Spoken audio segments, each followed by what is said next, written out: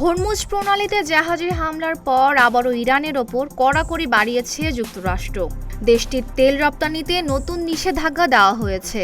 মার্কিন এক কর্মকর্তা বলেছেন, হরমুজ প্রণালীতে জাহাজে হামলা কোনোভাবেই গ্রহণযোগ্য নয়। এই ঘটনার জন্য ইরানকে কঠোর পরিণতি ভোগ করতে হবে।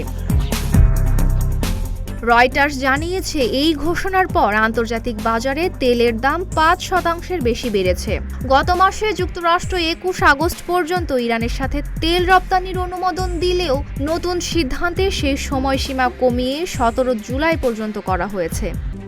RICL TMX, যুগের পর যুগ স্থাপনা থাকে মজবুত।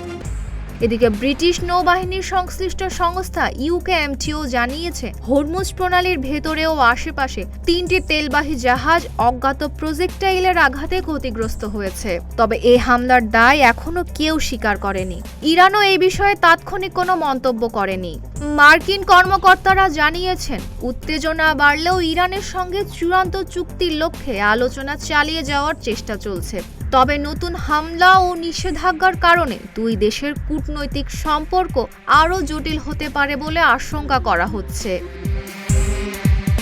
হরমুজ প্রণালী বিশ্বের অন্যতম গুরুত্বপূর্ণ জ্বালানি পরিবহন পথ, আর তেল রপ্তানি ইরানের অর্থনীতির প্রধান আয়ের উৎস।